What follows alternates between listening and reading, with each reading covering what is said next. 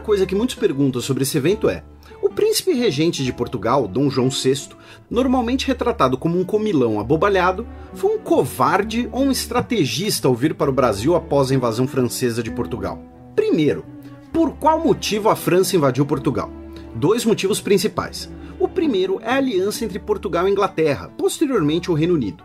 É a aliança mais antiga do mundo, estabelecida em 1373, motivada pelas cruzadas e pelas guerras de ambos os reinos contra Castela. Durante as guerras contra a República da França e, posteriormente, as guerras napoleônicas, Portugal esteve contra os franceses. Um dos planos da França para enfraquecer o Reino Unido era o embargo chamado Bloqueio Continental, a proibição de países comercializarem com o Reino Unido, assim como não permitir o uso de portos europeus pelos britânicos. Portugal não aderiu ao bloqueio, já que sua relação comercial com os britânicos era muito importante. Mais ainda, o fim da concorrência com outros países europeus fez com que esse comércio aumentasse. Napoleão via no Reino Ibérico um desafio ao seu domínio e uma possível ponte para uma operação britânica no continente europeu. O outro motivo era a relação instável entre França e Espanha. Os dois países foram inimigos, depois aliados, e Napoleão desconfiava que os espanhóis poderiam abandoná-lo por ofertas inglesas. Uma operação contra Portugal serviria de pretexto para o posicionamento de tropas francesas na Península Ibérica, prontas para intervir contra a Espanha se necessário. Tanto que as tropas francesas em direção a Portugal, quando marchando pela Espanha, mapeavam secretamente as estradas e fortificações. Pelo secreto acordo de Fontainebleau, espanhóis e franceses dividiriam Portugal em 3 pedaços, um controlado diretamente pela França e os outros 2 como reino satélite da Espanha. A invasão de Portugal foi realizada por tropas francesas lideradas pelo general Junot, apoiado por tropas espanholas. Esse exército era maior, melhor treinado e melhor equipado que o exército português, tornando uma resistência portuguesa muito difícil. Além disso, os ingleses avisaram seus aliados portugueses que uma força de intervenção demoraria a ser preparada. Ou seja, o governo português sabia que não teria como resistir aos franceses sozinhos. Tanto que, em determinado momento, Portugal, sabendo da invasão iminente, aceitou as condições francesas e chegou a declarar guerra aos britânicos no dia 20 de outubro de 1807. Espertamente, Dom João VI fez isso apenas após ter certeza de que o governo inglês foi comunicado de que isso era sob coação e não uma decisão legítima, assinando um acordo com os britânicos no dia 22 de outubro. Tudo isso quer dizer que Portugal era insignificante do ponto de vista militar? Não, longe disso. Além do exército português, que foi colocado sob comando britânico para o restante da guerra, nós tivemos tropas de portugueses contra a monarquia lutando no exército francês, a Legião Portuguesa, e tropas parte do exército britânico, a Leal Legião Lusitana. Além dessas dezenas de milhares de soldados, o mais importante era a Marinha Portuguesa. Com 14 naus de grande porte e 10 fragatas, os ingleses temiam que a frota fosse tomada pelos franceses, que de fato desejavam os navios para substituir as suas perdas e poder combater a marinha britânica. Evento similar ocorreu em 1807, quando os britânicos atacaram a frota dinamarquesa, um país neutro, na Batalha de Copenhague e impediram que os navios fossem colocados a serviço da marinha francesa, capturando-os ou afundando. Agora, por qual motivo a família real veio especificamente para o Brasil, então? O Império Marítimo Português, em 1808, incluiu o que hoje é o Brasil, posses no Atlântico, territórios nas 2 costas africanas e possessões na Índia e no Oceano Pacífico. Economicamente, a rota entre o que hoje são Brasil e Angola era a região mais importante. Como pode-se ver no mapa, Portugal era o local mais distante do restante do Império, embora fosse a capital. A ideia de transferir a corte portuguesa para Salvador da Bahia ou Rio de Janeiro não era nova, tampouco apenas um plano de emergência. Os benefícios dessa proposta seriam de colocar a capital mais perto das regiões do Império, aumentar o fluxo comercial entre Portugal e suas colônias e modernizar a administração do governo português. Ainda no século XVII, o padre Antônio Vieira já defendia a ideia de uma capital tropical do Império Português. Essa proposta vai ganhar força especialmente no século XVIII, durante o período da Ilustração, como é chamado o Iluminismo em Portugal. Um dos seus proponentes era o diplomata Luís da Cunha. Embora enfrentasse resistência da nobreza por questões de prestígio, pois a transferência da capital seria uma vergonha ou um absurdo. No final também do século XVIII, outro diplomata e político português, Dom Rodrigo de Souza Coutinho, voltaria a defender essa proposta. Ele veio ao Brasil com a família real, onde faleceu em 1812. Em 17 de novembro de 1807, as primeiras tropas francesas entraram em Portugal. No dia 27 do mesmo mês, o príncipe regente Dom João VI, a família real, a nobreza portuguesa e seus empregados, totalizando cerca de 15 mil pessoas, embarcaram rumo ao Brasil. Com eles, boa parte do tesouro da coroa portuguesa, além de posses pessoais. A marinha portuguesa era capitaneada pela nau de linha Príncipe Real, um dos maiores navios de guerra da época, com 90 canhões, além de uma escolta britânica. Por todo o contexto, seria injusto reduzir as decisões de Dom João VI a um fujão ou covarde, como algumas obras de ficção fizeram. A vinda da família real portuguesa para um território do seu próprio império é chamada de transmigração ou transferência da corte. Essa decisão contribuiu para Portugal sofrer pouca destruição material durante a guerra. Permitiu que Portugal continuasse no conflito com sua marinha, as bases navais no Atlântico e no Pacífico, a tomada da Guiana Francesa com tropas luso-brasileiras. O território de Portugal serviria de base para as operações militares britânicas contra a França, iniciadas em agosto de 1808, com o exército anglo-português desembarcando em Lisboa e lutando várias batalhas importantes, liderados pelo principal general inglês, o Duque de Wellington.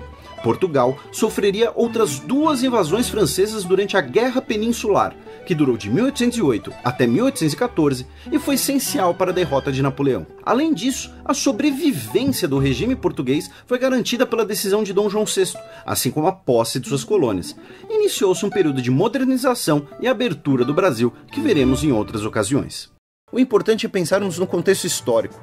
O Brasil é um país americano. Isso quer dizer que sua população é formada por imigrantes de diversos países, imigrantes forçados, como os africanos escravizados, indígenas nativos e também com a mistura dessas populações. Existem vários grupos nacionais em um mesmo país.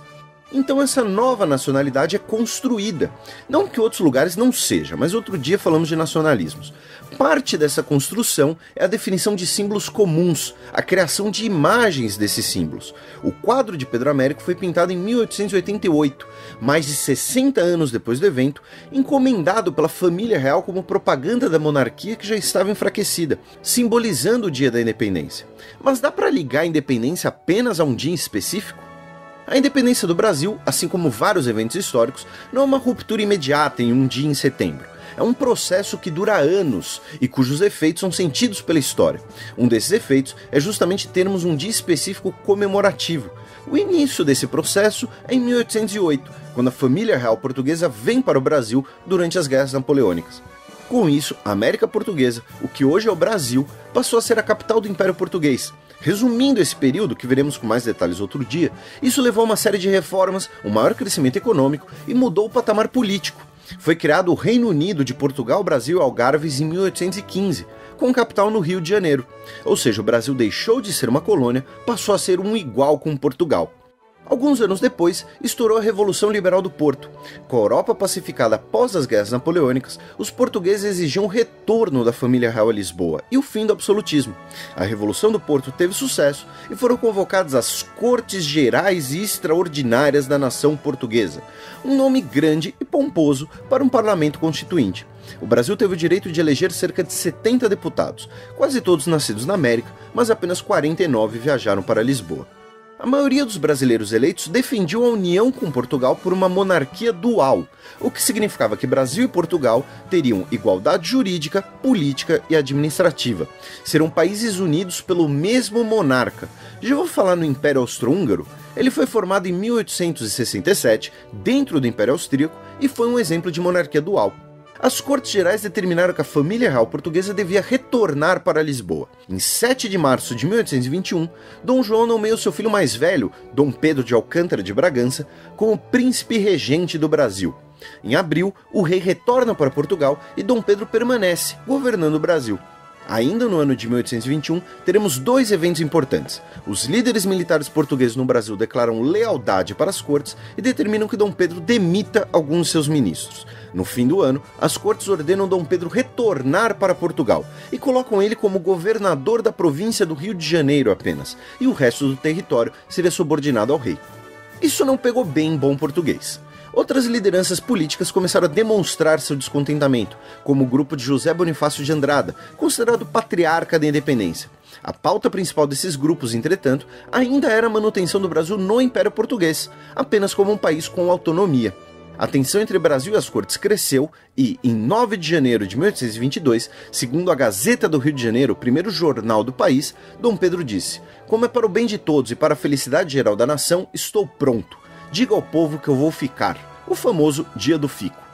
Com essa rebeldia do príncipe, o general português Jorge Avilés iniciou um motim, que foi derrotado pela Guarda Real de Polícia.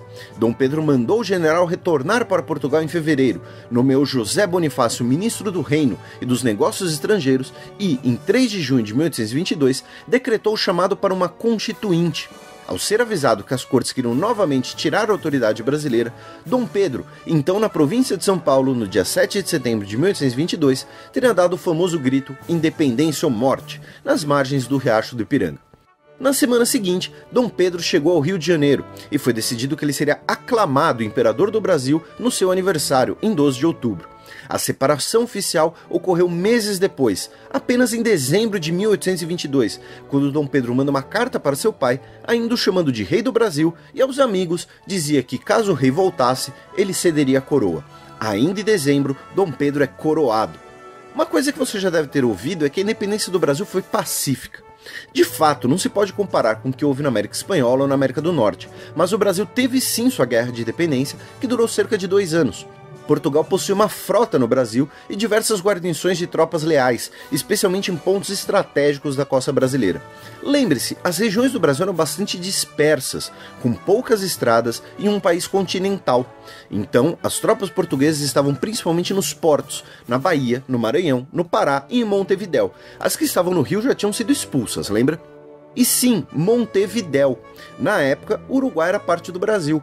A Guerra de Independência teve algumas batalhas terrestres conhecidas, como a Batalha de Genipapo, no Piauí, e a Batalha de Pirajá, na Bahia. A guerra na Bahia foi onde se destacou uma das figuras mais interessantes desse período de nossa história, Maria Quitéria, que se alistou disfarçada de homem e, após ser descoberta, foi admitida nas tropas pela sua valentia. Teve um uniforme único, com um saiote, e foi condecorada cavaleira da Imperial Ordem do Cruzeiro por Dom Pedro. Foi no mar que a independência do Brasil foi decidida, com uma marinha que contava com muitos mercenários britânicos, desempregados após as guerras napoleônicas, como Thomas Cochrane, e com navios comprados às pressas, com emissão de títulos de dívidas pelo próprio imperador. A marinha brasileira derrotou a esquadra portuguesa após a Batalha de 4 de maio de 1823, fez diversas fortificações se renderem e impediu a chegada ou remanejo de tropas leais a Lisboa. Cochrane, após brigar com Dom Pedro por causa de seu pagamento, foi ao Chile, onde é herói nacional e patrono da marinha. Em 29 de agosto de 1825, é assinado o Tratado de Amizade e Aliança entre Brasil e Portugal, em que é reconhecida a independência brasileira por Portugal e o Brasil paga uma indenização. A independência seria celebrada por muitos anos no dia 12 de outubro, o dia da aclamação. Eu falei da construção de uma nacionalidade. Então temos um dia da pátria, um dia para celebrar essa identidade construída, o 7 de setembro. O 12 de outubro deixou de ser usado depois do reinado de Dom Pedro, para termos uma data desvinculada de um indivíduo, mas uma data que pudesse ser coletiva, embora tenhamos visto várias datas citadas nesse processo de independência.